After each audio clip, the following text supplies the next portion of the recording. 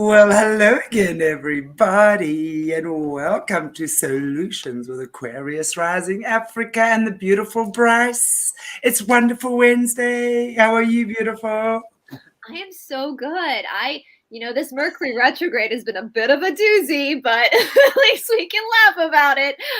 Is that what it is? Is that what it is? Is it Mercury in retrograde fugging with our lives again? Oh, that Mercury, he's quite a little prankster, isn't he? But my friend Emmy, our friend Emmy, who's also a part of the challenge coming up, she's also one of the sponsors, she broke down the astrological stuff going on right now. And do you know, Shanti, that we're kicking off this shadow work challenge at like the best, it's like a godsend. Like the way the dates lined up with the cosmos is truly, truly a god wink. And so we're almost there, guys.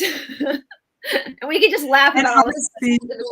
Yeah, and it's doing this stuff, that is really getting the momentum going for change, real and authentic change to occur, because this is what we need to do. So the more of us who do it, and the more of us who kind of get in on the action and all just have the intention, whether we all finish every challenge exactly as it should be, is so not the goal here. It's really about unity, it's about community, it's about having fun together, it's about journeying together, it's about crying together, laughing together, and just having a wonderful brother and sisterhood of people from across the globe who will join us.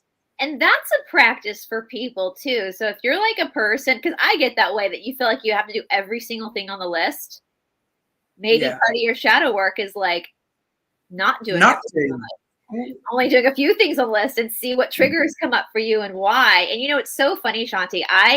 This morning I was a bad lady, as my teacher would say, bad lady. I got up to do my practice.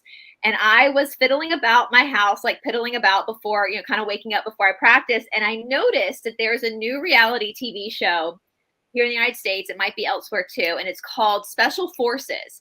And they took a bunch of celebrities and they're training them through like what the Marines do, like hardcore. And I didn't practice because I was watching it. And so I got to do something a little bit later today. I started watching it and I was like, I want to do that because it's all shadow work. They are pushing these people like Mel B, the Spice Girls there, Britney Spears' sisters there. Like it's a lot of names and they're pushing them to the brink of what they can handle physically and emotionally. And I was watching in one part, they had them go and they have to run. And they have to go full on aggression and beat this guy dressed in like padding, and then they say stop and they have to stop and calm all the way down. I was watching it and I started crying because they would stop and all of a sudden these emotions would just start to come up and they would be like shaking and it was triggering. And I thought I apologize to you and Mornay, Shanti, but I said to the universe, I said, I want to do that and I want to do it with Shanti and Mornay and all of the healers I know. I think we need to go to the desert and we need to do that because that sounds like intense work. Punch some bags. They were helicopters into the ocean backwards, like stuff they do to train the Marines. In the United States, the Marines are like, and the Navy SEALs, they're like the top. I mean, they're, and it's like, it's intense. And I thought, how appropriate for our shadow work challenge coming up, because it's not about the exercise per se. The exercise, the obstacle is what's triggering something inside of you. It's a way for you to get to meet you and to understand yourself a little bit deeper. And that's a beautiful thing. It's messy. And honestly, guys, watching that Special Forces, the thing I thought that would be the hardest for someone like me would be sleeping in a damn tent for 10 days. That would have been the hardest for me because I don't mind getting dirty, but I want to get clean. And I want to sleep in a good, so that would have been the hardest for me. So absolutely. It's so crazy. It's so crazy when you actually see stuff like that. I remember years ago, I haven't watched television for many, many years, but there used to be certain things that I used to watch. And one was that when they go, a whole lot of these people go to this island where they've got to fend for themselves. Survivor. Yeah. Yes. They vote people off the island. I used to be fascinated by that and how these people, when they get together and the competition and the fighting and the competing, it was just crazy to see human beings actually when they're in their raw state. And it's amazing what you're saying there as well. You know, the minute you start releasing emotions and doing something like that, it really does. It's actually a very good thing. But within a controlled space, I want to say, not just going wild on No, everyone. yes. Let me be very clear. This is a TV show. They have medics around. They have, they can leave if they want to. Like, it's not like they're being forced, but they said something crazy. They have two guys from the American military and two guys from the British military. And they said as they walked in, you're not man, you're not woman, you're not black, you're not white. You're basically, you're ripping all of those labels down. And it's funny, the women are the ones that seem to be doing the best. Wow. So it shows you that emotional strength when you connect with that intuition. It makes sense. It makes sense because I think women if they tuned in can be very good soldiers actually. In terms of using when they tuned into their intuitive skills and they hone in. You don't need strength. You need skill. Yeah, and I think the men are used to. They have a lot of NFL players and professional athletes with the men, but I think they're used to just like roughing it out. But the women are the tiny women are the ones that are really staying, and it's because of that having to have that mental strength. And so, strength is a funny thing. You have so many different kinds of strength. We're going to talk about the fasting. That's a different kind of strength. I always say there's a reason why God made women have babies and not men. If men had to have babies, there would be no more babies. I do believe that. It's not a fun feeling. But anyway, clearly the world is so fully populated. A lot of people didn't really care about that, right? They're like, I guess now we have medicine to help. But that's what one of them said. One was like, man, we've had babies. How come this is so hard? And someone said, well, we had babies. At least we had air conditioning. Exactly. Air conditioning here. So. Oh, wonderful. Okay, well, today we are talking about the fast. Or not the fast, sorry, but we are as well, but the 60-day challenge, the shadow work challenge coming up. And one of the things that I will be participating in with your challenge is the 3-day water fast, as well as the 21-day surya namaskar or sun salutation challenge. Yes. And that I am so excited to be doing this. That's for sure. And I want to explain to you guys too. I know we've said this before, but I want to reiterate that all of these things that we're going to be doing in this challenge, as with the 30-day challenge, are all going to be optional, guys. We're not going to force you to do anything if you're uncomfortable with it. There's going to be lots of different options, but Shanti is going to be guiding you guys through these portions of the challenge. And I'm also maybe we should talk a little bit about the fasting first, Shanti, about like because you're a faster, aren't you? Yeah, I enjoy regular fasting. It's been something I've been doing for a number of years. I must say there were definitely a few years that I didn't do it. But in the last 2 years or so, it's definitely been, and I tell you, especially since working with Jesse, you got to know there's some very dodgy spiritual entities that try and make their way to us. Well, in this case, me, because of the host. We obviously hosting the channel, and we're creating a platform.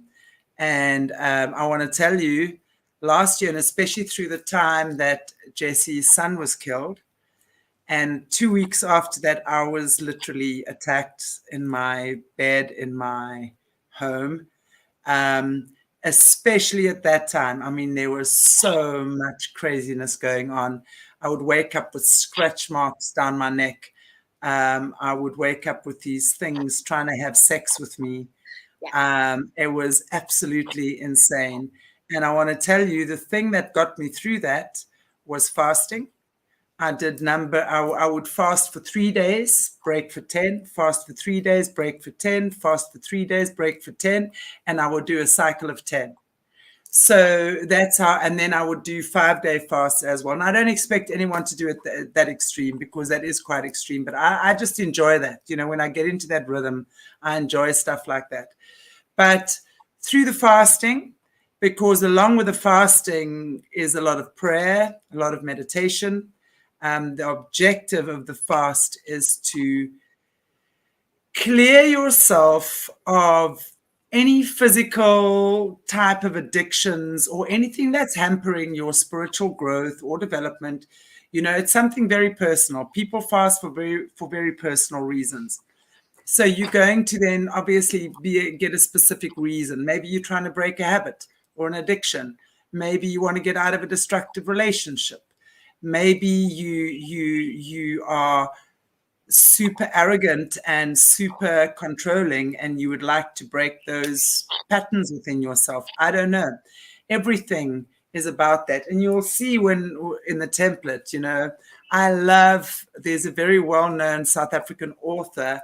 He's no longer with us, Lawrence van der Post. And he spent many years living with a Bushman. Now we know that the Bushmen are the oldest DNA on the planet from Africa, the Kalahari. And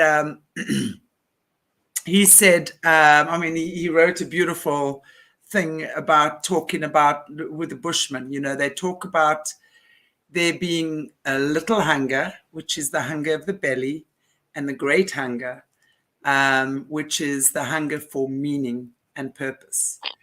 Because he says according to the Bushman, there's no greater misery for mankind than to have thrust upon him a life without meaning or purpose, right? So that is what I base my fasts around, is when we obviously fasting, we now taking away the food for 3 days, right? So of course we're going to get hungry. I mean, I am a brat from hell when I'm hungry. I can tell you that much. I am terrible. So that for me was a big challenge, because take away my food. And, you know, I grew up in a family where I grew up on the farm, and my father would always say, eat, my child, there's lots of food. We had food was never, we grew our own food. You know, there was never a shortage of food. So for me, that's the one thing in my life I've never had a shortage of. I can be how broke, but I've always had food in my cupboard, you know. So it really is something that I understand for me has been a great comfort as well. So when we take the fasting, when we start with the fasting, we take the food away. So immediately we start getting hungry. I want to eat, I want to eat, I want to eat, you know, and your stomach's grumbling and what have you. But then the whole objective at this time is to look beyond the little hunger of the belly and move beyond that little hunger and look into the great hunger of your spirit. What is the great hunger beneath the little hunger for which you are really yearning? What is the meaning? What is the purpose for you in your life? So that would be the specific intention. You go into a fast with intention. So you want to intend to do something, break a habit or start a new venture or whatever, you know. So then we start, and I mean, I've put it down there for you guys. You know, you obviously for a day or two, definitely at least 2 days, you want to prepare your body for the fast. So don't eat meat for 2 to 3 days before. Maybe go for the softer foods, more waters. Try not to have sugars, caffeines, heavily processed foods. You want to just start preparing your body. Otherwise, you will have a heavy detox. And when I say heavy detox, you could have a bad headache, bout of diarrhea, nausea, dizziness, anything like that. It's like a 24-hour virus. But the clearer your body is from, let's say, healthier patterns or healthier eating, the less you're going to have a hectic detox. So We start then, and so basically in the morning you give yourself an hour. So you want to either wake up an hour earlier than what you usually would, make that space for yourself. This is really important during the fast, because so often I hear people, I don't have time and I've got children and others. Make that time. It is so important. So you give yourself that hour in the morning, and I give you your morning practice, what you do in the morning, your breathing, your honoring yourself, and then of course you start with the lemon water and the ginger and the cayenne pepper, if you like. Water throughout the day. You give yourself a little orange citrus shot sometime during the day, and then 1 mug of herbal tea in the evening. Lots of water. Prayer, meditation, reflection 3 times a day. During the day for about half an hour to an hour, if you can. You need to do that. You want to make that commitment to yourself during this fast. It's very important that you make that commitment to yourself, because you see, let's think about also what this is about. So many of us have people that don't commit to us, or boyfriends that cheat, or friends that whatever, or I don't know, lack of commitment. Then I say, well, why are you attracting people who cannot commit to you? Very simple. Are you committing to you? So do you commit to yourself? When you say, I'm getting up to do yoga today, do you commit and do it?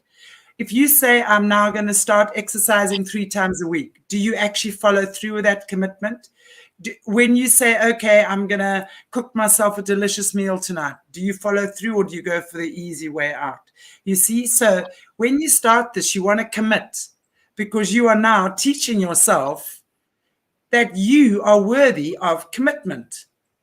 And if you see that through, and if you are consistent with your commitment to yourself, your frequency changes, because what happens then is you start getting more confident. You feel better. Bzzz. What happens then? Like a little glowworm, you start getting more glowy. And then you start demanding more from life and from people, and not demand. It's just like, oh, hell no, buddy. I'm not into that. Thanks, but no thanks. You're so barking up the wrong tree here. But anyway, nice to meet you. I'm out of here. It gets to you get to that place in your life. So you want to commit to what this 3-day fast is about. The next one, we can take it even to 5 days. 5 days is actually easy, I want to tell you. So commit to that. There might be some of you, and please, guys, I want to make this very, very clear. You need to be in good health. Your health must be good. So if you have any doubt about this, please go and check with the medical profession, just to make sure. If you've had any form of eating disorder, I wanted to talk about that. I really wanted, because I know our friend Emmy and I were talking about actually doing a whole show on disordered eating, because there's so many different types of disordered eating. And so the reason why I think it's good we're doing the fast towards the end of the challenge is because I hope that people can actually have a time to reflect on their relationship with food. We're talking about anything from like if you have the propensity to like starve yourself, or if you have like a binge purge, which it can be, there's, actual making yourself throw up, there's taking too many laxatives, there's the purge of too much exercise, there's many different forms of this. And so I'm glad you brought this up, because if you do have disordered eating, and you decide to do the fast, you need to be really honest with yourself about why you're actually doing the fast. Are you doing the fast because of, I know that people with eating disorders talk about the disorder itself has its own voice and will kind of like the ego. And so this might be a really good time and I think a lot of people, Shanti, I know a lot of people who have disordered eating, a lot. Mm-hmm. Yeah. We understand that eating disorders is coming from the mind and the emotions, obviously. But obviously, if it's been manifested and created physically, you're going to pick up physical issues. So I would much rather, for anyone who has any doubt, please just go and consult whoever your medical professional is, a healer, a doctor, a naturopath, homeopath, whatever. and then just make sure that you're okay to do it, because it's so important to take care of yourself. And yeah, just seeing Thea, I know that you are in the back room. I'm actually very tempted to ask you just to talk. Because recently, I just want to say this, Thea and Morna and myself, I think, was it in December or November last year, Thea? Do you want to pop your face on here? Or your screen? You don't have to put your face on. She's in the back room and she's shy. I But love her being a cosmic butterfly. That's oh, there she is. Thea, well, I think this is a wonderful time because, as many of you know, Thea works with myself and Mornay, and she does a lot of amazing work in the background, and hopefully she's not going to be in the background too much longer. But so Thea, Mornay, and myself did a 3-day fast. I think it was New Moon in November, if I'm not mistaken. And it was incredible. Thea and Morna, and I mean, and I think that was the first or second fast, because I know in a group we did one before, and I think that they started, and it was incredible, the breakthroughs that Thea them had. So Thea, I don't know, do you want to just talk a little bit about how that was for you? Well, the first fasting we did was with the Sun Kids, and there I had major breakthroughs relating family issues with my parents and extended family. That was quite amazing. And yeah, the second fasting, I've realized how I don't nurture myself. That was the biggest breakthrough. And my eating habits and the way I don't nurture myself and how it reflects back to the rest around me. So that was Yeah. quite good. And yeah, the first day of the fasting, and normally, and it's true what you said, Shanti, you don't, all of a sudden, there's this big hunger. I don't eat breakfast. I normally wait till about 11 and then maybe I will eat something. But boy, let us start to fast. That morning, I wake up hungry. Yeah, and it was hectic. That detox, I puked. It was purging all the way. So yes, it's quite intense. It's worth it. Yeah. Yeah. I love puking in a spiritual world. Like, I know that sounds weird, but like when you get a good puke in your yoga practice or in your or whatever it is you're doing, like, you know, something got pushed inside of you, and it's an amazing it releases physically. That's so interesting you say that, Thea, because food is nurturing, and nurturing also comes from our family and comes from ourselves ultimately. And so it's amazing that it showed you it showed you those connections, because that is food. That's what food is. It's literally an energy that nourishes you physically, but the physical expression of food and body is the manifestation of the soul. So if you pull that back, what else is being shown as far as the idea of nurture? You know what was interesting with Thea as well, and Thea, I hope you don't mind, I'm just going to mention the coffee thing, because during this time, and I want to just say, it's so important to have support, and it's so nice to do it as a group, because when the three of us are doing it together, you can't be cheating, right? Because you know that the other ones, you know, they kind of hold you accountable, which was lovely. And it was lovely because also during that time, Thea and I were doing weekly sessions, you know, just, yeah. So what came up with the fasting as well is just the fact that, as she says, she doesn't eat, and instead of going to usually make herself a lunch or a sandwich or a salad or something nice, she would just quickly have another cup of coffee, you know, and with that cup of coffee. So, and the thing is, especially, you know, a lot of people think that's wonderful because, and Thea's very slim. Oh, I lose weight. I smoke and I drink coffee, and that's what keeps my weight down. But honestly, think about what that's doing. You are literally starving your cells of oxygen. You might be thin and you might be looking good in your pair of Levi jeans, but at the end of the day, how good are the cells in your body feeling? How nourished do you feel? You know, and that's the analogy I always use, is the orange. Think about an orange. You can look at an orange on the outside and it can be round and shiny and big and looks just delicious, and so, you know, just so desirable, so you take it and you want to eat it, and then you peel it, and then it's all dry with no juice, just a nasty orange, Yeah. So the thoughts or the external creates the structure. But the juiciness of the orange, the sweetness, which gives the orange its flavor, right, which makes the experience a beautiful, joyful one, is that feeling. It's the action we take within those parameters. So, how much do I nurture myself? Did I really love the meal I cooked myself? That sort of thing. So those were the things that were coming up for Thea a lot. Is just the fact that is Thea, are you Vata? Is your leading dosha Vata? Do you know? And then I'm not sure. Because that's a big thing that Vatas do, Shanti. Is Vatas will not, and that's what I do. I have a hard time gaining weight because I will literally I'm not someone that's like a foodie. I'm not I'll just take what, if I feel a little hot, and I have literally it's so true what you're saying, Shanti, because in my process of trying to balance my doshas and heal myself, I have to count my calories, but for the opposite reason.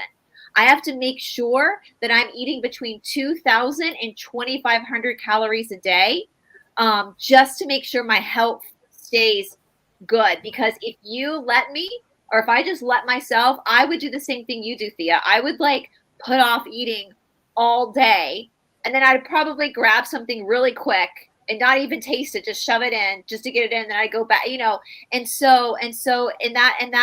that's it's interesting because I know you're very thin. And so I was like, and what you were saying about your eating habits, I was like, that is so true. Because we think about people in food, we often think about overweight, right? People who are overweight and having an addiction to food. But what about the people who have the propensity? And I'm not saying we're doing it intentionally. We aren't. That's the Vata, right? That's the Vata dosha, to be very thin, very cerebral, not really because food is grounding, right? Food grounds you too. Yeah.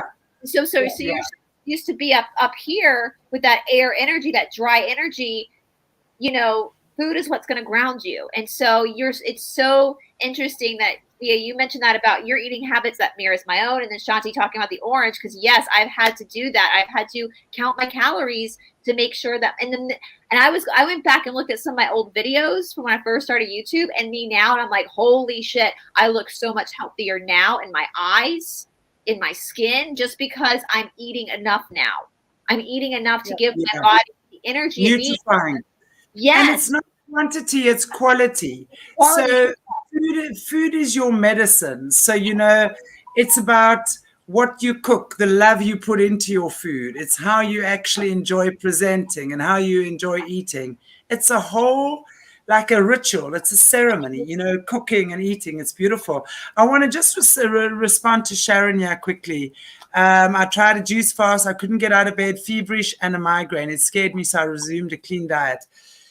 It's very, very good to try these things. But firstly, I want to just check with you. The juice fast, very often you're having too much sugar. Now, I want to just tell you guys, I'm not an expert on this, but I have done enough research because I enjoy fasting. You're going to get the fast where they give you your supplements, your papaya and like tablets and stuff. If that's what you feel, then by all means, please get that. I don't like to do that. I don't like to take tablets as a rule. If I've got to put anything down my throat that resembles a tablet, it takes 10 minutes and I want to gag 3 times. So I just can't. So I like to do things other way. But now remember, your body is speaking to you all the time. When you are detoxing, okay, think about this being your cell, right? And I'm talking in layman's terms. I'm not giving you the whole thing. To me, simple is better. The water comes in, flushes out the cell. That is what a detox is. So your stress, your pain, your traumas, your food that has been unhealthy or whatever it is, sits there. Your cells are like little emotional storage packages, right? So as you start drinking the water, of course, That's what the detox is. It's the water flushing out the toxins, which is why you will get feverish. That's why I say it's like a 24-hour virus that you go through sometimes, not all the time, sometimes. It's during this time you want to be able to say to yourself, what is inside of me that is giving me the fever? Because the fast is not doing it to you. It's bringing up what's already inside of you. Let's never forget that. So when you come in and you're doing and that's why with the lemon, because what the lemon water does is it immediately, especially when you're drinking it on a empty stomach, it must, the lemon juice then creates your body to be alkaline.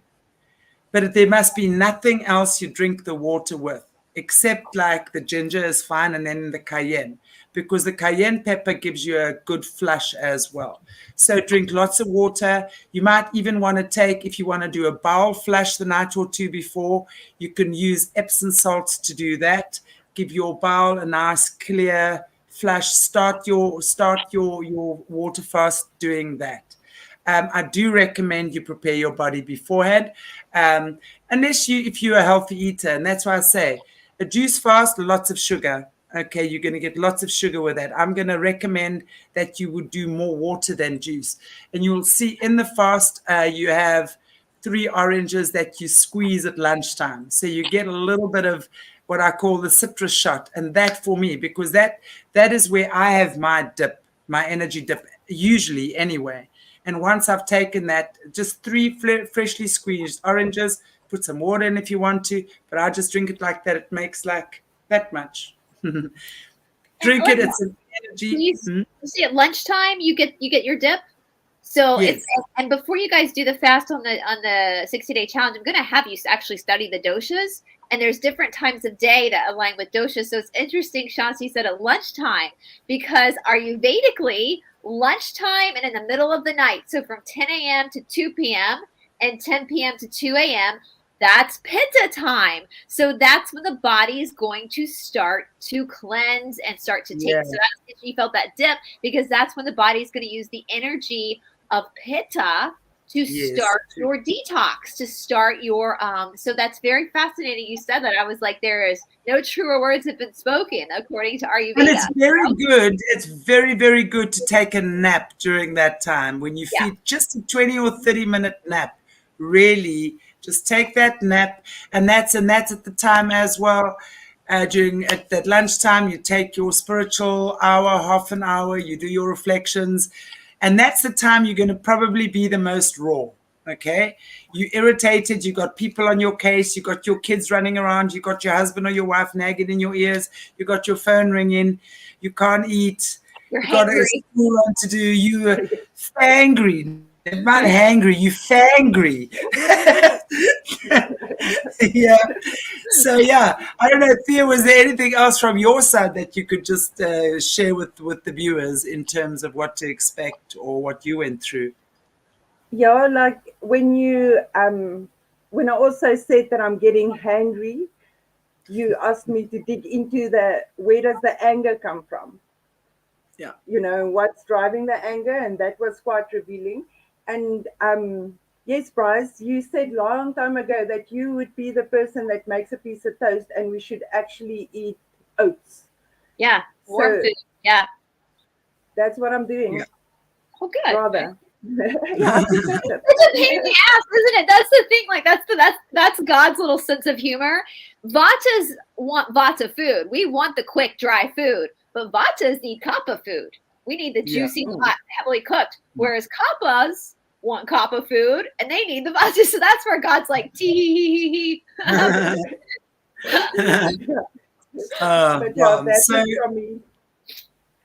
Yeah, well, thank you for that. I'm glad that you popped in. Thanks, Thea. So so basically that would be in a nutshell what it's about. You pretty much use this time for spirit, and obviously after your fast as well for the next 2 days, day 4 and 5, you again literally start gently eating. You start introducing softer foods, soup, porridge, like oatmeal, um, smoothies, fruits, You don't want to run veggies. to the nearest fast food restaurant and buy a big old large French fry and a milkshake, do you?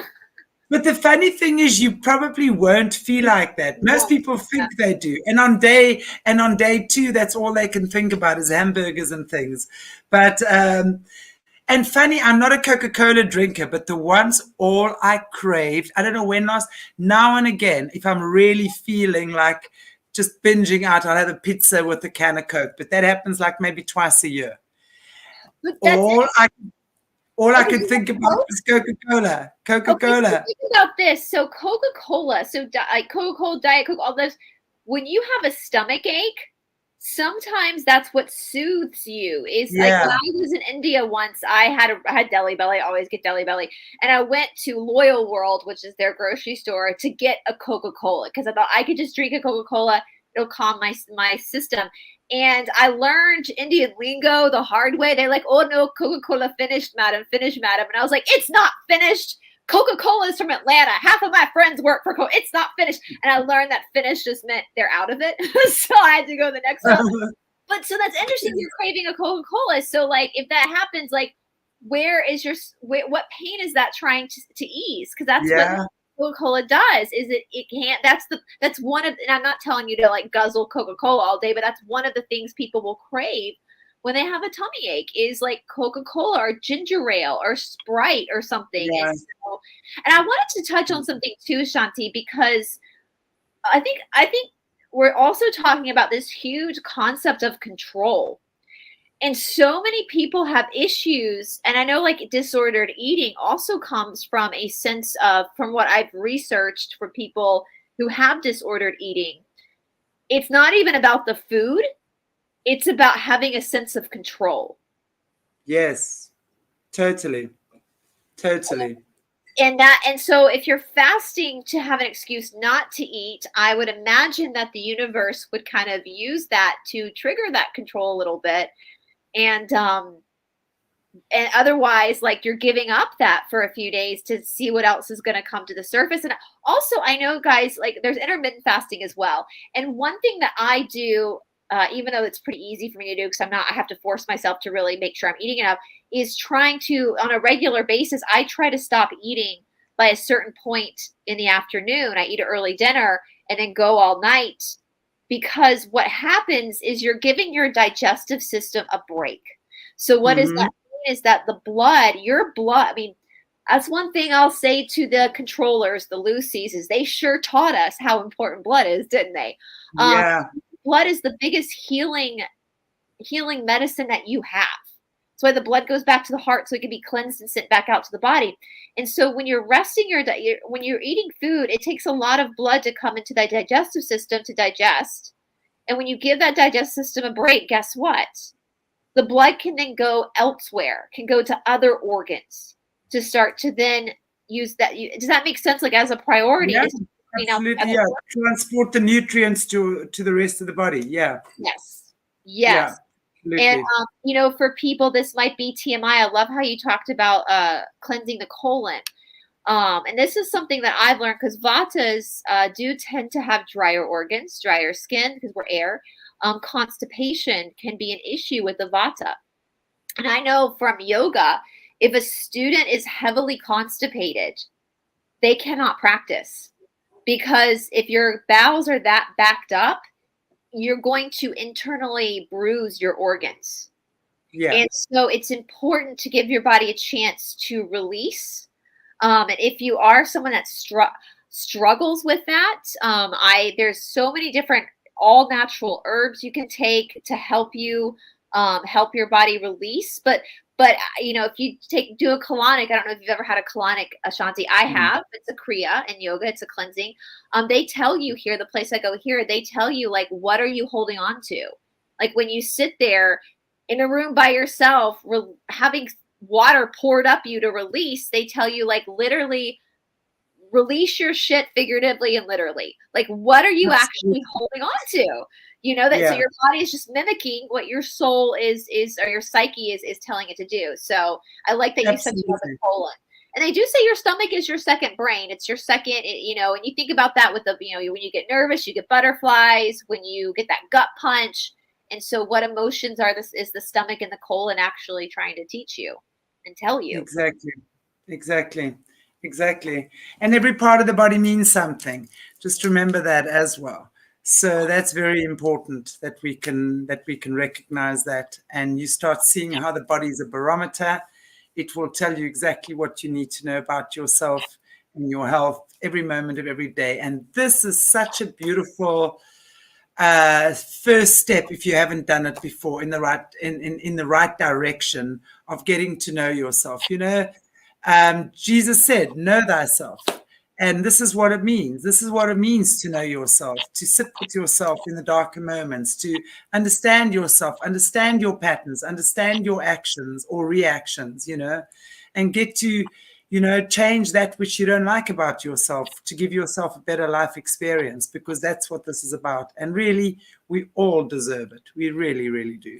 We Well, really two do. things I wanted to bring up before, on top of that too. So when we look at like knowing thyself, one thing I'm having people do before, even leading up to this, and they did this in the 30-day challenge too, is I'm having them before leading up to this, you're going to be journaling everything you eat. And then 30 to 45 minutes after you eat, you're going to be writing how you feel. And that's a way for you to get to understand how much the energy of food affects you. Mhm. And I'm not just talking about like having a stomach ache or having diarrhea or heartburn. I'm talking about like if you eat a pizza or a taco or whatever it is, and 45 minutes later you feel depressed, jot it down. It might not have anything to do with the food, but it could very well. That's you taking that information. That's you tracking yourself. So what happens with the fasting is now you're removing every stimulant. Yeah, absolutely. And another thing, and this can kind of segue into our sun salutation, Shanti. When somebody's fasting like this, let's talk about exercise. Should they be doing high impact? No. I would definitely say exercise is important. You know, it gets everything moving and flowing. So I would definitely say if you're into yoga, do gentle yoga. There's some beautiful gentle practices. You can do yin yoga, or you can just go for a beautiful walk around the block, go for a walk on the beach, go for a walk in the forest. Lots of breathing at this time. So with your breathing, your meditation, all of that, there's lots of breathing. So you're reminded to do that all the time. I would not do any hectic exercise whatsoever during this time. I wouldn't. I just like to keep it gentle on the body, but I do think it's very necessary that you should exercise to get the blood flow. this time. And what I'm going to do, guys, just so you're aware, is so when we do the 3 days of the fasting, the template's going to look a little packed. Because what I'm going to do is I'm going to put all the stuff for the fasting. And then for people who don't think fasting is good for them at this moment, there's going to be another option to continue with like the high intense exercise, that kind of stuff. What I'm going to say though, and this goes back again to disordered eating. If you decide to do the fast and you see this other exercise link over here for high intensity, watch yourself if you think, oh, I can burn even more calories. It's not about, and you even say that in the template, Shanti, because you did a fabulous job. It's not about burning calories. This is not about, because I guarantee you might drop a few pounds during the fast, but I guarantee you a couple of days after you start eating again, it's going to come back anyway, because it's not real. It's you know, and so that's going to be a challenge for people who do have that mindset to see the template for the fast, but then over here for people who aren't doing it, not to be tempted to do that hardcore exercise. Be kind to your body. Be kind to what your body is going through in this moment. You know, I'm also going to put, for those who aren't ready to fast but want to do something, I'm also going to put a link to a Kitchery cleanse. Have you ever done a Kitchery cleanse, Shanti? Yes, I have. I have indeed. Very nice. I like it. Yeah. So that's going to be, I'm going to put a link to that as well from REB in case you're not quite ready for fasting, but you want to do something to maybe prepare you for the next time you want to fast. That will also be an option too. And same if you do the Kitchery cleanse, you're not going to be doing the intense exercise, because intense exercise has its place in shadow work, but not when you're fasting or cleansing. Yeah, I agree. Because your body's going to be upheaving so much there. I mean, it is fascinating what comes out of your body. You will become fascinated in your own toilet when you'll be looking going, what the hell is that just came out of me?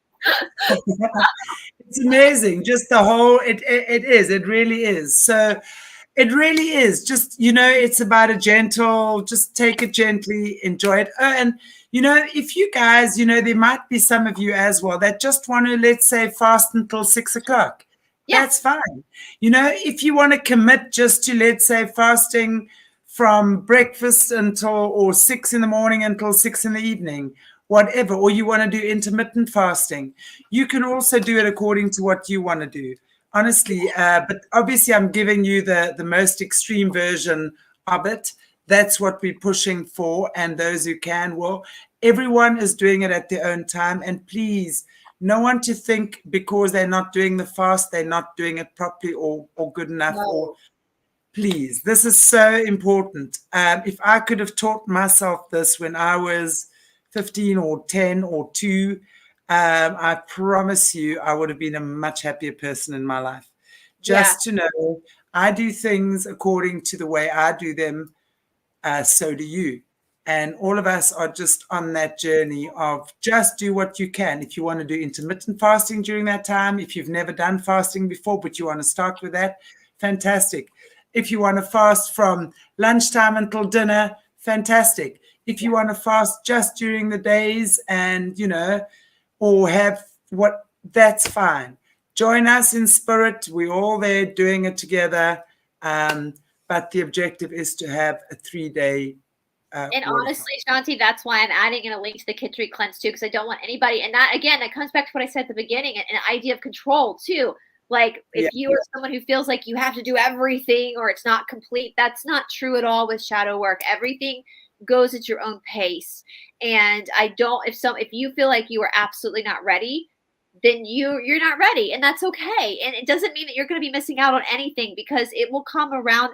You got to trust your own. And that's why I'm offering the Kitchery Cleanse too, because that gives you something to eat, but helps you stay on a restricted path. So you're mimicking some of the benefits of the fast without actually fasting. And if you're someone that fasting isn't good for, then that's okay. And that's what I love about Ayurveda. That's what I love about the dosha system, is that Ayurvedic medicine teaches you this. Every single person has their own journey. Every single person has their own obstacles. Every single person has their own path. There's no such thing as a person that's superior than anybody else when it comes to spiritual work. Absolutely. We're all on our own journey. And so, yes, that's why there's going to be many options, because I don't want you guys to feel like you have to do something a certain way. And if you do feel like you have to do something a certain way, then I think you just found something to work on in the Shadow Work Challenge. I was about to say that. That'll be something there. So maybe some of you don't even have to fast to get the benefit of the fast, because you just figured out what one of your triggers are. So it's fun, and I really hope as many of you join this, because it's a spiritual movement. It really, really is. It's about gaining control of your life, about your thoughts, your emotions, your actions. It's about gaining an inner discipline. It's beautiful. And anyway, you will know that when we do it. And I really look forward to having a whole bunch of us doing it together. I think it's going to be lots of fun. I really, really do. If you guys are not, we do have a Signal support group. I know a lot of you guys have it. You're in it, but if you're new, that is Shanti and I were laughing before we even came on that neither one of us are really in there that often, because we're filming. But I'm just so impressed with how supportive everybody is in there, and it's amazing. I don't think we've had any issues. And so if you aren't a part of the Signal support group and you want to do the fast, you want to do the 60-day challenge, and you feel like you need that support because everybody else in your family is going to be eating French fries and potato chips, and and you're going to be praying in the corner, then join the support group, because there's so many people all over the world that are helping each other through this. And so help is out there to help you, support you get through this. I also remember in the beginning when I started fasting, I used to make sure I had no food in my house. I made absolutely sure I had no food because I did not trust myself. And eventually, after like 2 or 3, I was like, "Come on!" Then I have it there, and it's just there, and it's beautiful. It's amazing how one progresses mentally. You Yeah. know, it becomes so much easier. But anyway, as I said, I really hope that you guys, as many of you, join us as possible. That's for Oh no, sure. and Catherine Edwards, her diet we have for our dog. We fast him once a month. He fasts as part of the plan. Is we fast him once a month, 1 day. He fasts, and now we've gotten to the point where we can tell when it's time for him Yeah, to go a day without eating to reset his system, and his health has improved so much. So absolutely. Makes sense. Makes perfect sense. But then after the fasting or before the fasting, whatever, but we are talking about the 21-day Surya Namaskar challenge as well. Guys, we're laying it on thick for you this time. Okie dokie, here's the deal. 3 weeks, and I'm not quite sure of the date. I know Brice will put that all yeah, in. figure it out. Yeah, Okay. yeah. We 3 week sun salutation challenge. Okay, Surya Namaskar. So yeah, before I even say anything further, what's very important is that you have had a little bit of a yoga practice. And if you haven't had a yoga practice and would like to get a yoga practice, then I suggest you start doing a little bit. I know Brice has got some sun salutation I'm videos. actually going to look. I'm actually, as you're talking, I'm going to go to my channel right now and get that video to put in the link because I do have a video of just the sun salutations on my channel. Then absolutely start doing that because wow, wow, wow, wow. Okay, so week 1, we are going to, and again, we start with 36. Now, I'm not going to go into the numerology now, but I will do it for you in the template. I'll give you a little bit of explanation. 36, 72, and 108. 3 plus 6 equals 9. 7 plus 2 equals 9. 108 equals 9. Okay. So we're always looking at the number 9. In numerology, 9 is the number of completion. Completes a cycle, begins anew. But the 36, 72, 108 all have different vibrations. The numbers all have different vibrations. So it all is a little bit slightly different. Okay. So week 1 for 7 days, we're going to do 36 sun salutations in the morning. I don't want to say actually in the morning. If you feel more comfortable doing them in the evening, that's fine. I'm going to suggest the morning because it really is Surya Namaskar, sun salutation. It's how you meet the sun. It's the rising of the sun. You meet the day. We meet the sun as well. It's very energizing. So we're going to start with week 1, just 36. Now, again, if you can do 6 or 12 or 3, then please join us to do that. But that's why I say it's nice for you. I don't mind. It's nice for you to have a little bit of a practice going before we enter the challenge. So this is kind of like, and this probably takes about 20 minutes. So it's not that long. If if you think most yoga classes are 60 or 90 minutes, it's not that long. But we do that, and then if you still want to then carry on doing your own yoga or stuff, when I do 36, I do a yoga class after that as well. I love it. It's a very nice warm-up for me. It just gets everything going. It's amazing. Then, of course, the next week. So I want to ask the participants not to do more than 36 on the first week. So we do a maximum of 36. We keep it to 36 because you're going to see your mind. It's that whole repetition, and something starts happening in your mind, something starts happening in your being, something starts happening in your body. Okay. Then the next week we do 72 for the week. Now that is a lovely. I love 72 is my favorite. It's that'll take you maybe 40 minutes, 35 to 40 minutes. Okay. So again, it's not particularly long, and there's a beautiful thing called pause on your phone. You can pause, you can go into child's pose, and you can then join us again when you're feeling up to it. But I don't go. And also what's really wonderful is because we filmed the one already, I've actually had a click in my back, so I've had to modify my sun salutation, which has been amazing. So you can do it gently. If you've got a strong practice, you can chaturanga, you can jump forward, jump back, if that's what you want. I like to go at the gentle pace, gentle, firm, strong pace, and you see what starts happening. And the mindset when you do 72 compared to 36 is very different. You see, for me, and I explain that as well. I'll explain it later, but I'm just giving you guys a bit of insight. And so it's wonderful. And then again, as I said, I will do then maybe 20 minutes more of just my own practice afterwards, because I like to get in at least an hour, hour and a half a day of my yoga. And then, of course, the grand mummy of them all is the 108. And that will take you actually less than an hour to actually do. It takes about 50 minutes.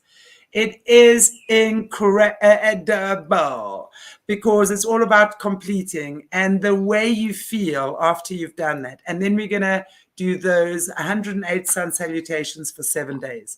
Now, again, if you can't make them all, you don't have to. If you can do 20 in that week, you do 20. But it's the build-up. So we do 36 the one week, 72 the next week, 108 the next week. And I want to tell you guys, I've been practicing this for the challenge. I've been doing it. It is incredible. Along with that, along with the fasting, I've had answers, insights, inspirations. I've just moved stagnant energies in me that have been sitting, hiding for lifetimes. Yeah. That has been moving because the breathing, the twisting, the stretching, the meditation, you go into a meditative state. Oh, absolutely. It's beautiful. Yeah. Well, that's pretty valid. I mean, that's what Surya Namaskar means. And I put a link, Thea, in our back chat, because I don't know how to copy it to the main chat of my sun salutations. And my video is only like 15 minutes. I do 5 Surya Namaskar A and 3 Surya Namaskar B. I count them in Sanskrit. So Surya Namaskar A has 9 vinyasas, so I actually count them in Sanskrit. Surya Namaskar B has 17 vinyasas.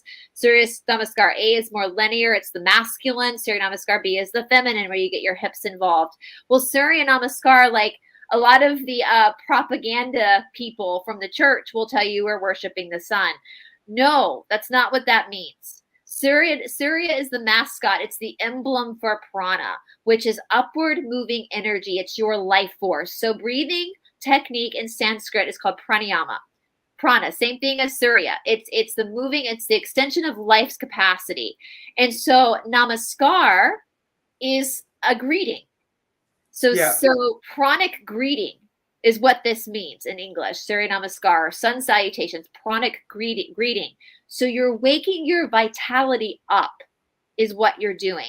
And my lineage of Ashtanga Yoga, we start our practice off with, and I practice, I'm on my mat for about 2 hours every day. And so I start with 5A, 3B. So I'm waking my vitality up to then go about my practice. But, however, the sun salutations can be a complete practice on their own. Yeah. All asana, all posture practice comes from the sun salutations.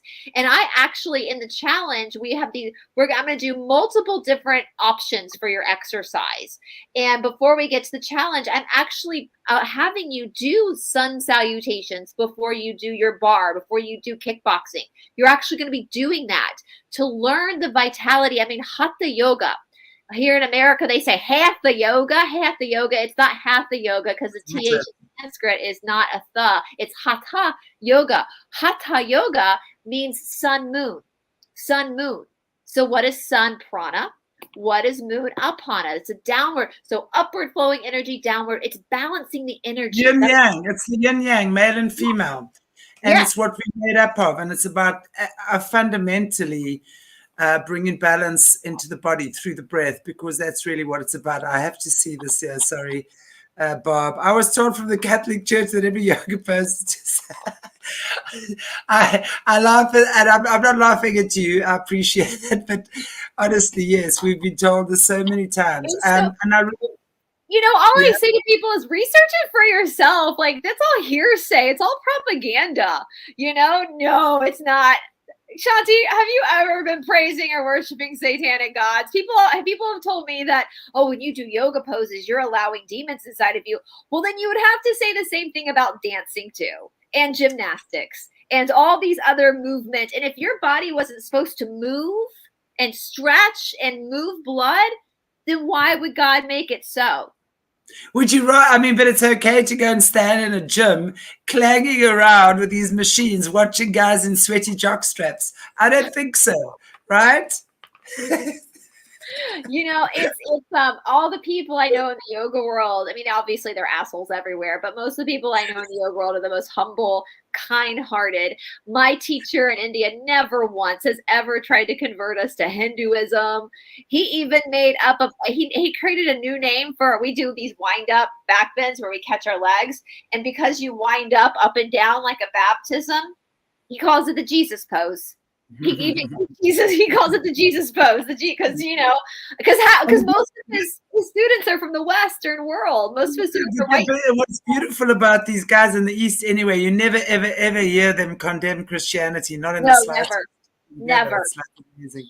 They never condemn you for your Western heritage. They never condemn you. They never do it. It's only the Christians who condemn. So in Thailand, they were so shocked that I knew about chakras. So like they were, you know chakra? You know chakra? I go, yes, I know chakras. Oh, very impressed I knew about chakras. It's very kind people. So yeah, if somebody from the church tries to tell you you're a heathen for doing yoga, just ask them to show you where in the scripture, with the yoga scriptures, the yoga sutras, it mentions nothing about any type of, it's all about you. It's all about your thoughts, your Ishvara, which is God. And Sanskrit is not a demonic language. Sanskrit is an old language, guys. It's ancient. It's Sanskrit. I mean, if you listen to my interviews with Andy Bond, who studied Sanskrit, it's incredible. It's a technology, and it's the body is literally a resonance chamber. Yeah, interesting. Carry on, Brice. Well, in my school in India, we study under 3 different Sanskrit scholars. We have to study it. We have to my Lakshmi is my Sanskrit teacher in India, and he scares me more than Shurat, my main teacher, because they are so strict, and we have to do homework and write in Sanskrit. And I mean, I've learned how to read it and speak it. We have to actually have he pulls you outside, and you have to have a full-on conversation with him in Sanskrit. It's very important. Amazing. It's incredible. It's the most ancient language. Yoga is new age. I love the idea that yoga is new age. I mean, yoga has been around for more than approximately 7,000 years. That is documented. That's older than Jesus. So that's 3 times older than Jesus. So anyone who thinks that yoga is new age, think again. And also, when you're looking at the missing books of the Bible, there's plenty of evidence there that Jesus was a yogi himself anyway. Taught yoga. And I will say too, and this is something I want to make very clear, and I think we're preaching to the choir here. People in my industry don't ever use the term new age. I never hear any, I mean, it makes me laugh when people say that, because I never hear them use that term new age ever. And so for me, when you hear someone say new age, that's programming coming from the controllers, because people I mean, I would crack up if I heard my teacher say new age. Like I would just crack up, because it's kind of, actually, since being on YouTube, it's kind of taken me by surprise, this term new age. So I'm like, no one in this industry or in the Reiki industry that I know, no one uses that. I never hear people say the word new age. Never, ever, ever, ever. Yeah. So you don't. So I know there's a lot of videos floating around on YouTube of people who left the new age world to find Christianity. That's a red flag that's a paid person by the controllers to try to destroy. That's paid operative. Yes, that's a huge red flag, and it's a paid operative, because if that person was really in this world of healing, they would have never used the term new age ever. So exactly. Well, we're always having fun, and it's time to say farewell to you and all our beautiful viewers today. Thank you so much for watching, and I hope you're all going to join the fast and the Surya Namaskar challenge. I hope that we're all going to have the best time ever. What a beautiful way to enter the new year. And I think when Next more week, of are us you do starting stuff like that. this? Next week, we are doing the Sophia Code. So, those of you who would like to, and that's on Solutions with Aquarius Rising Africa, same time, probably a little bit earlier because I was later joining today.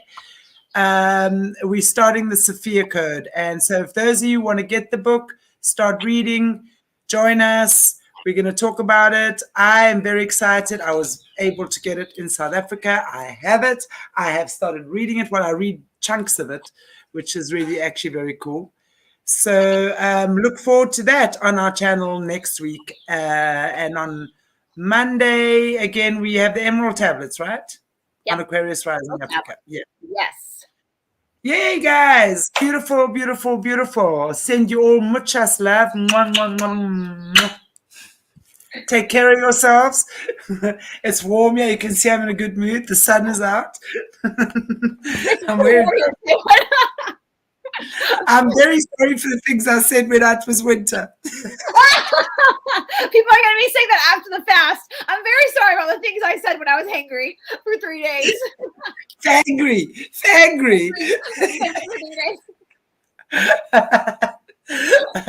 Lovely. Okay, all you beautiful people. Really loved having you here. Thank you so much, Cassandra, Sharon, Bob, Kanga. You guys always love seeing you here. Thank you so, so much. Take good care of yourself. See you on Monday.